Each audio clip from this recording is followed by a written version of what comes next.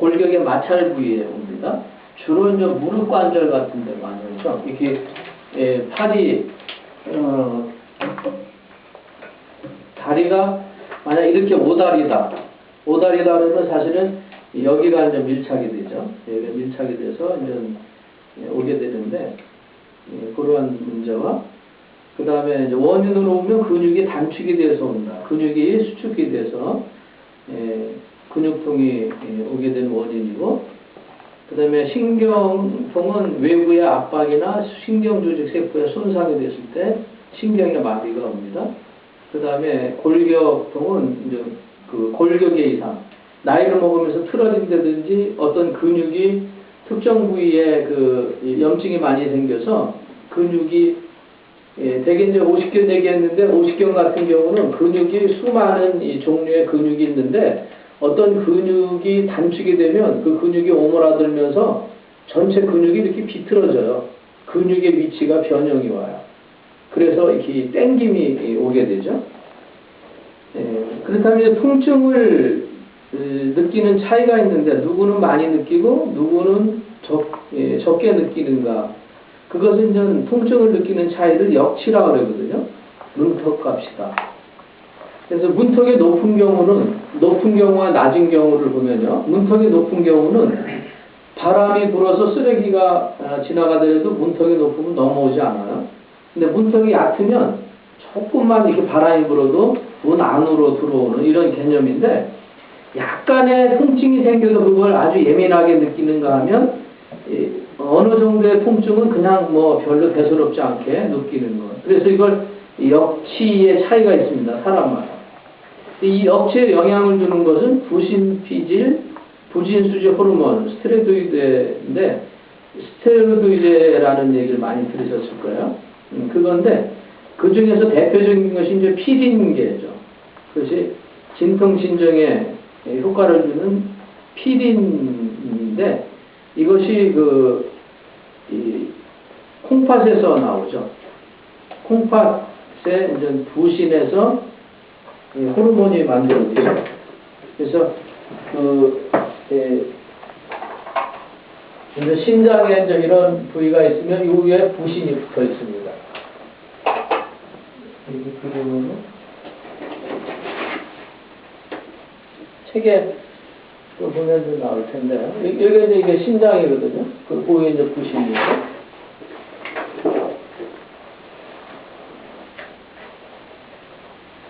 여기 표현이 안 되네. 심장 위에 부신인데 그 부신이 호르몬 공장입니다. 그 부신에서는 40여 가지의 호르몬이 분비가 됩니다. 그 중에서 핵심적인 것이 성호르몬이고, 진통, 진정, 해열 효과를 주는 이 피린계 호르몬이 나오죠. 그래서 이 진통, 진정 효과를 주는 호르몬 분비가 적을 때 역치값을 더 많이 느낀다. 이런 사람마다 차이가.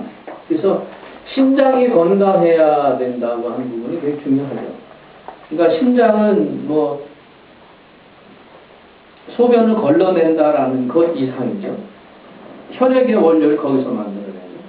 그래서 모든 신체에 있는 것들을 내보내기 전에 분리작용을 심장에서 하죠. 그래서 폐기 처분할 건 이 방광으로해서 나가고 재활용되는 이 작업을 하는 것이 콩팥에서 합니다. 근데 이제 우리가 피린계 호르몬이 많이 나오지 않을 경우 우리 몸 안에서 스스로 진통, 진정 효과를 주면 좋은데 그렇게 안 되니까 외부적으로 약을 먹잖아요. 그게 이제 판피린, 아스피린이죠. 그래서 이때 주의할 것은 출혈성 환자, 특히 이제 위장 질환 있는 환자는 아스피린 같은 걸 복용하면 안 되죠. 흔히 이제 노인이 되면 통증이 더 심해진다고 하죠. 이런 문제에 대해서 좀 알 필요가 있거든요.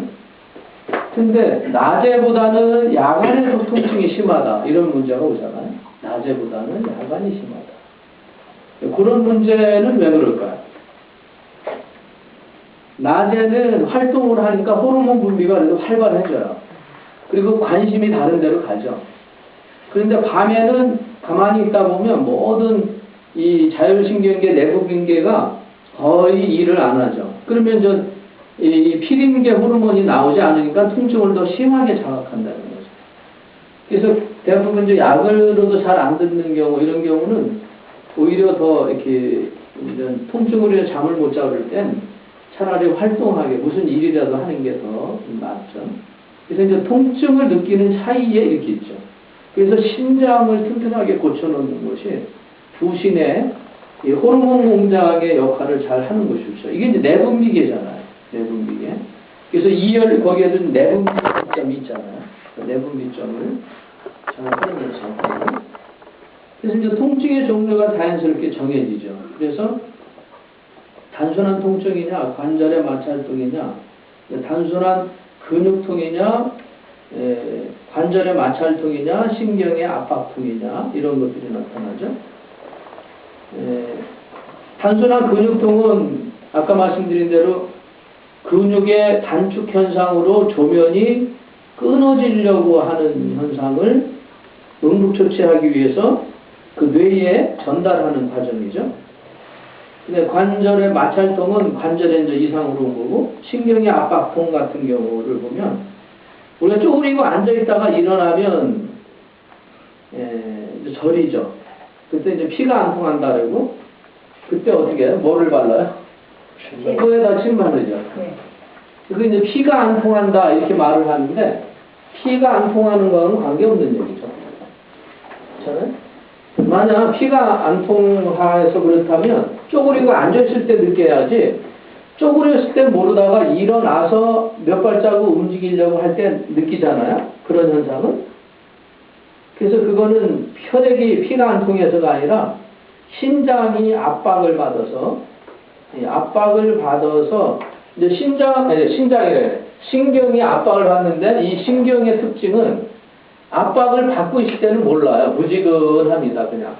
그래서 압박받고 있던 것이 해제가 되면 그때부터 뭐 찌르르르하게 이렇게 느끼죠. 그래서 여기서 원리로 만들어진 것들이 자기 부상 열차 같은 거거든요.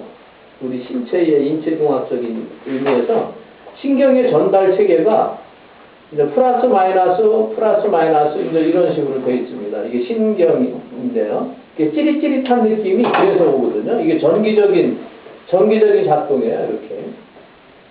이게 신경이 연결된 거거든요. 그래서 이게 플러스 마이너스 이렇게 해가지고 이 신경이 전달되는 건 찌릿 이렇게 가거든요. 근데 이게 쾅 눌려 있을 때는 아예 무지근하게 모르다가 쪼그렸다가 일어나서 신경이 통하게 되면 그때 찌릿 이렇게 돼가지고, 그때는 발이 저렸을 때는 걸음을 잘 못 걷잖아요. 바늘이 콕 찌르는 것 같아가지고. 그런 현상이에요. 이게 신경이 압박됐을 때 생기는 거고, 신경 압박. 그래서 그러한 근육의 그 기본 이 통증의 종류가 이제 그런 것들인데, 이제 그러한 문제들을 이제 우리가 생기는 장소와 원인을 알았으면 훨씬 더 치유하기가 이제 쉬워지는 거죠. 그래서 통증이란 무엇인가가 이제 지금 설명되어진 거잖아요. 그 근육이나 신경이나 골격에 이상이 있는 것을 알리기 위한 것이고, 그 자체가 이상이고, 이상 있는 것을 해결하기 위한 하나의 신호다. 그래서 이러한 신호를 알려줄 수 없다면 우리 근육이나 신경이나 관절이 더 심하게 망가질 수 있을 것입니다.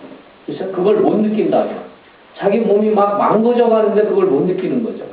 마치 아까 말씀하신 것처럼 암처럼, 특히 간암 같은 건 소리 없는 죽음이다 해가지고 거의 그냥 말기 증상까지 별 증상을 못 느끼는 부위가 특히 간이라고 그러거든요. 그렇게 되는 거죠.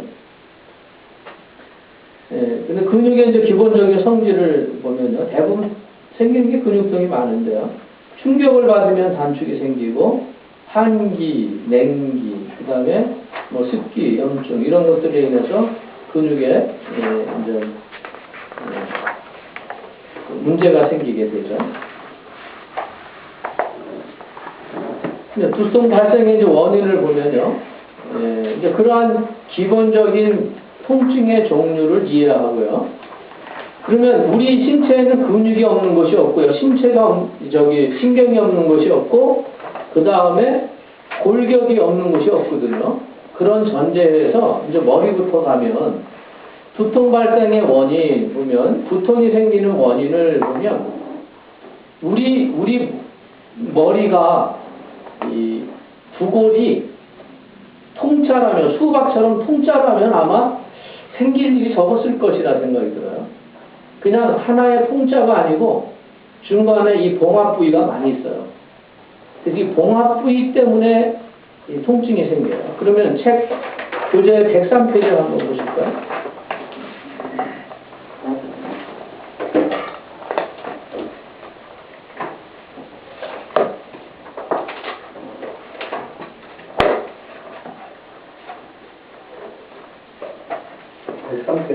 예. 103페이지부터 여기 쭉 칼라로 나오거든요.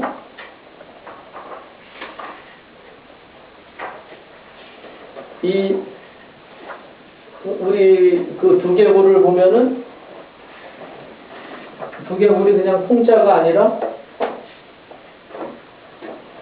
그래서 아까 이거 신경 전달 체계가 다시 설명드리면, 자기 부상 절차의 원리가 서로 계속 밀어내는 원리예요. 그것에 인해서 이제 이렇게 무진동 열차를, 정기적인 원리를 좀 만들어낸 건데요. 이제 골격을 보면요, 골격에 보면 이렇게 봉합 부위가 이제 이렇게 있습니다. 그런데 이렇게 가고 이렇게 가는데, 이 봉합 부위가 참 인체공학적으로 신비한 부위예요. 조금 더 예민하게 세밀하게 그려보면요, 이렇게 자크 모양으로 돼가지고요, 서로 이렇게 안 빠져나오게 돼 있어요. 그러면서 이제 쿠션이 있어요.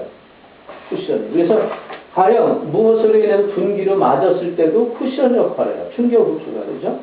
그리고 높은 데서 떨어져서 부딪혔을 때도 들어오고, 그 다음에 무엇인가에 내적으로 열을 받아도 팽창을 했을 때 유동성을 준 거예요.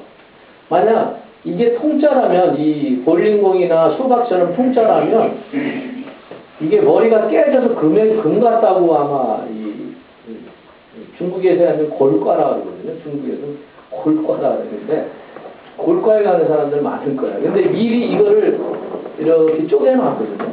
쪼개놨는데 그냥 이게 쭉 벌어지게 돼 있는 게 아니라, 이걸 내부 압력으로 이렇게 팽창돼도 완전히 무한정 벌어지게 돼 있지는 않아요.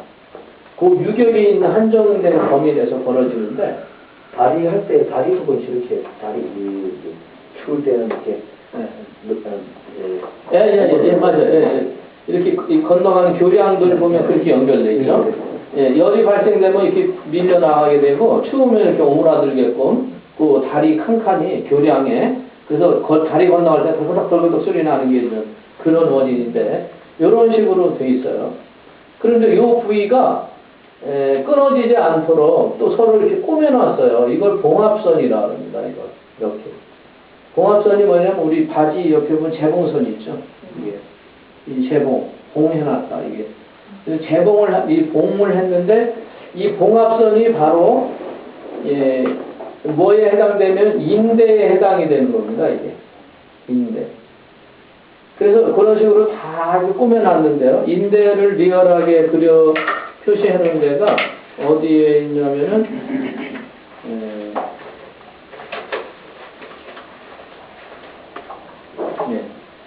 그 107페이지에 보시면요.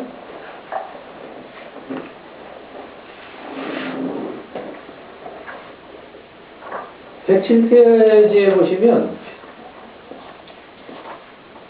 상단에 보면 있죠.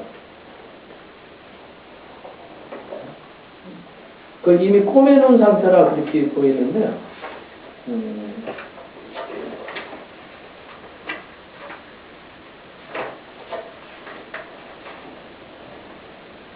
117쪽으로 가서 보시는 게 더 이해가 되겠네요. 그 하나가 아니고 여러 개 갈라져 있네요. 네. 그 117페이지에 보시면 인상봉합, 시상봉합, 뭐 인자봉합 이렇게 해서 봉합되어 있거든요. 그래서 뇌를 열을 때 아마 봉합선을 열을 수도 있고요. 봉합선 근처가 아니라면 뭐 그 외에 다른 외과적인 수술을 열을 텐데 이 봉합선이 끊어지려고 하는 현상이 두통이에요. 틀어지려고 하는 현상이. 자, 그러면은 과거에 그랬잖아요. 이 과거의 두통약이 명랑, 뇌신 그런 거 기억나시나 모르겠어요. 되게 이제 그 뭐 어머니들, 할머니, 할아버지들이 뭐 골치 썩은 일 있고 머리가 아플 때는 어떻게 해요? 뱃님으로 꽉 질끈 동여매죠. 질끈 동여매요. 그 질끈 동여매는 게 굉장히 좋은 방법이에요. 예, 왜 그런 일이 생기냐면요. 우리가 열받으면 신경 쓸 일이 많이 생기면 이게 내부적으로 열이 발생하잖아요. 그러면 이제 좌뇌와 우뇌에 많은 이게 막 이 교량이 일어나요. 신경을 많이 쓰면. 그러면 계속 교신 작업이 많이 일어나면 어떻게 돼요? 여기에 열이 발생하거든요. 열이 발생하면 어떻게 해요? 부피가 늘어나거든요. 부피가 늘어나면 비로소 이 봉합선이 끊어지려고 하는 현상이 있어요. 네. 자, 우리 핸드폰 가만히 놔둘 때는 거기에 열 안 나죠. 배터리는. 근데 한참 통화하다 보면 뜨끈뜨끈하죠. 그게 바로 그거예요.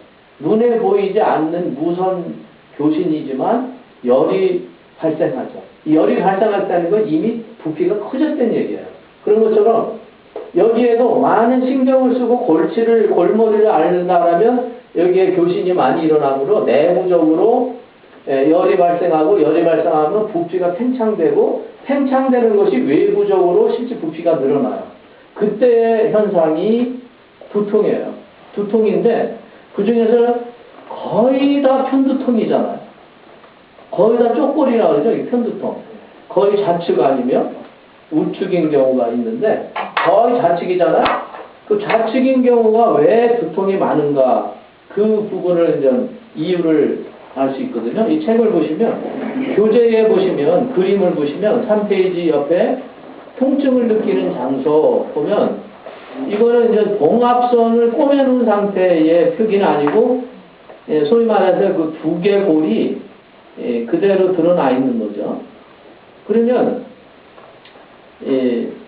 부피가 많이 늘어날 수 있는 장소는 하나와 하나의 두개골이 갈라진 곳이 아니라 여러 곳이 만난 곳이 제일 많이 늘어납니다. 거기가 바로 측두골이라고 하는 곳이에요. 그렇죠? 여기 축도골 여기요. 여기가 몇 조각이에요? 하나, 둘, 셋, 네 조각이죠. 네 조각이 만난 곳이니까 여기가 늘어날 수 있는 소지가 제일 많고 유동성이 제일 많이 있는 부위예요. 바로 여기에요, 여기. 또 이게 그 편두통 일으키는 여기 이 부위. 거기에요. 통증을 느끼는 장소, 편두통이 제일 많고요. 그 다음에 위에 그 관상 쪽으로 해서 제일 위에 전두동이라고도 하는데요. 거기하고 후두골, 그 다음에 이 코뼈 있는 곳, 코뼈 있는 곳이 세 조각이거든요.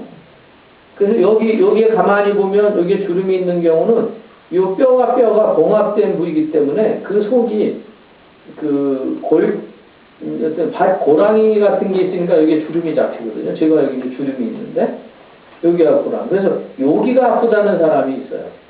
그 여기에 그 봉합선이 팽창돼서 그러한 걸 느끼는 자리거든요. 그래서 두통이 느끼는 원인은 이제 봉합선에 늘어나는 현상인데 여기서 진두통과 가두통이라는 말이 나옵니다. 머리가 아프다라는 거 우리가 얘기할 때 머릿속에 골이 조직이 아프냐 껍데기가 아픈 거냐 이런 규명이 필요하거든요.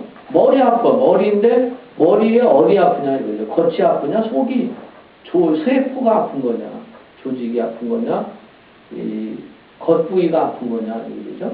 그래서 이런 경우 되게 신경성 두통이다 이렇게 부릅니다. 겉이 아픈 것. 겉이 아픈 건 외부적인 손상이 있지 않는 한 내부적인 열에 의해서 부피가 늘어나니까 겉에 있는 봉합선이 틀어지려고 하는 현상이 겉으로 느끼는 두통이다. 그래서 그게 편두통이고요. 편두통이 일어나는 곳은 관골, 전두골, 축두골, 두정골, 상하골이 만난 자리예요. 제일 뼈와 뼈가 제일 조각이 많이 있는 곳이 그 골이에요. 편두통을 일으키는 곳. 정수리통, 전두골과 양축 두정골. 후두통은 후두골과 양축 두정골이 만나는 곳. 전두통은 전두골과 비골과 상하골이 만나는 곳. 그 다음에 눈망울통은 안화, 안광, 내측, 접평골이고. 눈알이 빠져나갈 것 같다는 통증 있죠? 눈알이 뻐근하고, 눈알이 충혈되고. 눈이 빠질 것 예, 눈망울통. 예, 눈이 이렇게, 또 이제 그런 사람이 있죠. 갑상선 항진증이라 해서, 이게 바제도일시병이라고 눈알이 튀어나오는 사람들 있죠. 눈알이 유난히 튀어나오고, 그런 사람들은, 예, 눈망울통. 근데 그것은, 뇌 속에 접평골이라고 했는데 이 접평골이 염증이 생기면 눈알을 잡고 있는 이 접평골이 밀려 나옵니다. 눈알을 밀어낼 거 아니에요? 눈알이 이렇게 빠져나오고요. 그 뻐근하겠죠? 눌려가지고 그런 통증이 있어요. 그렇다면 지금 통증이 있는 곳을 이제 포인트를 찍어놨는데요. 통증을 느끼는 장소. 그럼 간단해요. 그곳이 아프다면 거기다 대고 기도해주면 통증이 없어지는 거죠. 걸리면. 이제 아픈 이유, 여기 머리 두정골 백회열 있는 데가 아픈 이유, 측면이 아픈 이유, 두정골이 아픈 이유. 이거는 겉에서 나타나는 그냥 겉통증이라 그래가지고 신경계에 너무 과민한 신경을 쓸 때 그냥 일어나는 거고 4번 진두통이라는 것은 진짜 두통은 어지러움, 메시꺼움, 구토, 실신 등과 같은 통증을 유발할 때에 이것이 진두통이라고 해요. 그럼 이제 머리가 아프면서 속이 울렁울렁거리고 메시꺼웠고 구토하고 또 때로는 실신을 한다면 이건 진짜 문제 있는 거예요. 뇌세포의 문제예요. 골 속의 문제다. 이게 진짜 진두통이라고 하는 거죠. 그러니까 가두통, 겉에가 아픈 편두통, 정수리, 후두통, 전두통, 눈마울통 이런 거는 그냥 가벼운 일시적인 걸 수 있어요. 근데 이게 또 이제 반복적으로 일어나면 반복적으로 이게 봉합선이 내부적으로 열을 받아가지고 늘 열을 받아갖고 있는 사람은 어떻게 해요? 이 봉합선이 늘 틀어지려고 하는 현상으로 고착화된 사람이에요. 이건 만성두통이에요. 그래서 정기적으로 약 먹어야 되고 웬만큼 먹어도 안 듣는 사람이죠. 근데 그런 상황은 그래도 괜찮아요. 그런데 어지러움, 메시꺼움, 구토, 실신 이런 거를 수반한다는 그게 심각한 거예요. 그러니까 앞으로 두통이 있다 그러면 어지럽냐, 메시껍냐, 구토 뭐 이런 것들이 일어나냐 안 일어나냐 이걸 구분할 필요가 있어요. 그것이 일어난다면 정밀 검사를 받아보라고 해야죠. 그래서 되게 교통사고 일어나는 사람들 하룻밤 지내게 되잖아요. 하룻밤 지내게 나면 어떻게 돼요? 토하는지 안 토하는지를 보게 하기는 거예요. 교통사고 환자는 꼭 좀 하루나 이틀을 지내놓게 합니다. 그래서 토했는가, 어지러움증이 있는가 이런 것을 통해서 실제 이 뇌세포의 이상 유무를 확인하기 위한 과정을 그렇게 합니다. 뇌 속에 있는 문제가 있는 경우들은 대부분 뇌출혈이라든지 뇌경색이라든지 종양이라든지 혈관의 문제냐 뇌세포의 문제냐 이런 것들이니까 병원 진단을 하게 할 필요가 있습니다. 이때. 그래서 대부분 이제 뇌출혈로 인해서 졸도되잖아요. 쓰러지잖아요. 뇌졸중이라고 그러죠. 뇌가 졸업하는 거예요. 근데 이 하나님께서 만들어 놓은 시스템은 뇌에서 출혈이 되면 휘주가 탁 나가서 단전이 되게 만들어 놨어요. 이 안전장치예요. 그게 뭐냐면 뇌혈관이 터져가지고 뇌출혈이 시작하잖아요. 그럼 사람을 탁 기절하게 만들어 놨어요. 뇌졸중. 만약 그렇게 하지 않으면 뇌혈관에서 뇌출혈이 심해져요. 그래서 이 관계를 가만히 볼 때 이제 이런 상황을 좀 많이 보게 됩니다. 자, 과연 사람이 푹 쓰러졌어요. 그럼 이제 어떻게 하는 게 가장 좋냐 이거죠. 그렇게 누가 사람이 쓰러졌다고 가정을 하고 이럴 때 어떻게 하는 게 좋을까 생각해 봐야 돼요. 첫째, 이 사람이 기절했으니까 의식이 깨어나도록 막 머리를 흔든다. 그리고 막 소리친다. 왜 그러냐고 정신 차리라고 막 얼굴을 흔들거나 왜 영화나 드라마 같은 데 뭐 얼굴을 막 때리고 그러잖아. 그래야 될지, 가만 놔둬야 될지, 이런 것들이 있거든요. 일단 가만 놔둬. 근데 대부분 당황하면 어떻게 해요? 왜 그러냐고 몸을 흔들죠. 그러면 출혈이 더 심해집니다. 출혈이 심해져요. 출혈이 심해지는 이유가 뭐냐면 뇌압이라는 것이 있고 혈압이라는 게 있어요. 뇌 속에는. 그래서 뇌혈관이 탁 터지잖아요. 그래서 뇌출혈이 시작되면 뇌압이 뇌출혈이 된 곳을 탁 밀어내요. 서로 싸우는 거지. 그래서 뇌압이 세면 뇌출혈이 그거를 멈춰요. 그래서 그런 얘기 들어봤죠. 뇌출혈이 있었는데 아주 조금 있었다고. 예. 근데 그 정도도 뇌세포에 안 좋은 영향을 미쳤을 텐데 그 정도면 다행이라고 이런 얘기를 많이 들어봤을 거예요. 그러니까 뇌출혈이 한번 시작되면 계속 콸콸콸 나오는 게 아니라 뇌출혈이 시작되면 뇌압이 밀어내요. 그때 이제 졸도가 이루어지는 상황인데 그때 흔들면 어떻게 돼요? 이 사람은. 흔들게 되면 혈압이 올라가게 돼요. 그 혈관을 펌핑하는 상황이 돼가지고 뇌에 뇌출혈이 더 심해지는 현상이 돼요. 그래서 뇌를 절대 흔들지 말아야 됩니다. 그럴 때는 편안하게 호흡이 잘 되도록 하고 구토한 게 있으면 그거를 잘 꺼내서 호흡을 하게 하고 빨리 병원 112 부르되 그 안에 인중이나 손끝 발끝을 사열하죠. 근데 대부분 당황하면 인중이나 손끝 발끝을 사열을 하기가 쉽지 않아요. 그럴 땐 차라리 이제 팔이나 허벅지 같은 데를 바늘이나 침으로 찔러주죠. 사열기 같은 거로. 그러면 몸 밖으로 피가 나오면 혈압이 떨어져요. 그래서 뇌출혈이 더 진행이 안 되게 되어 있어요. 그러니까 사열기를 비상용으로 갖고 다니는 게 참 중요해요. 뭐 바늘이나 침으로 찌르긴 그렇거든요. 당황하게 되면. 그래서 사열기로 그렇게 하고. 그다음에 뇌신경의 종류로 보면, 그러면 이 두통과 관계된 거니까 지금 우리가 필요한 부분은 뇌신경에 관계된 부분을 이제 보는데요.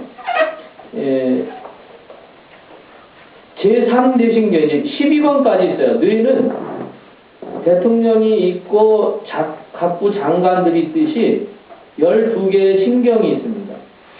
그 중에서 3뇌신경, 5뇌신경, 7뇌신경이 있는데 3뇌신경은 동안신경, 5뇌신경은 3차 신경, 7뇌신경은 안면신경 이렇게 있어요. 그래서 이제 이 신경이 영역이 동안신경은 눈, 그러니까 안구 운동이죠. 3차 신경은 얼굴에 있는 3차 신경 부위인데 거기가 어디냐면요. 3차 신경 부위가 하는 데가 오른쪽 그 두골 부위의 그림을 보면 눈 위에 구멍이 있어요. 자세히 보시면 눈 위에 구멍이 있고 코 옆에 구멍이 있고 턱에 구멍이 있어요. 요 세 구멍이 있어요. 3차 신경 그거와 관계 있습니다. 나와 있는 자리가. 그림에서 보면 네.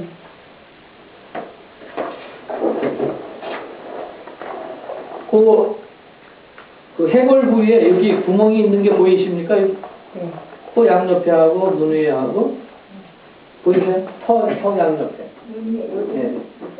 예. 눈 바로 위에, 네. 그 다음에 코 양옆에, 그 다음에 턱 아래 양옆에. 그게 3차 신경이 나오는 부위예요. 통증을 많이 느끼는 부위는 그 자리예요. 세 개이기 때문에 3차 신경은 아니고요.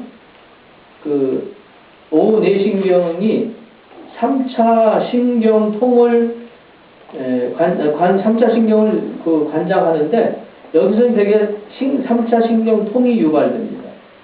안면신경은 마비가 되는 것이고 얼굴에는 두 개의 신경이 있습니다.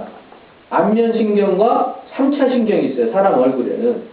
그래서 안면신경은 무슨 역할을 하냐면 근육을 움직이게 해요. 그래서 희노애락을 표현해요. 희노애락을. 그래서 사모님 얼굴 딱 보면 기분 나쁜지 안 나쁜지 알죠? 졸린지 안 졸린지 알죠? 그 제가 사모님 지금 졸린지 안 졸린지 알거든요. 졸린 눈인지 아닌지를 딱 아는 것은 뭐야? 그건 안면신경이 그렇게 만들어요.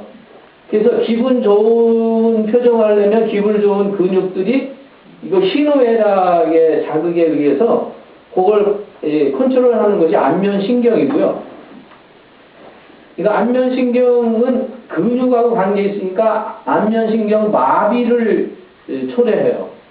근데 얼굴에 통증을 만드는 것은 3차 신경통이에요. 그래서 3차 신경통과 안면신경 마비가 있다. 이 두 가지가 있어요. 얼굴에는. 그래서 얼굴에 이렇게 눌려서 아프다 그러면 3차 신경통이고 근육이 돌아갔다. 이거는 안면신경 마비라고 불러요. 근데 대부분 보면 의사들이 거꾸로 얘기하는 사람이 있더라고요. 안면신경통이라는데 그건 안면신경마비지 안면신경통이라고 부르지는 않거든요. 그런 게 있고 그 다음에 칠내신경은 안면신경인데 이건 역시 구안화사와 관계된 것입니다. 그래서 이제 이걸 왜 지금 얼굴에 뇌에 있는 신경 중에 왜 세 개를 다루냐면요.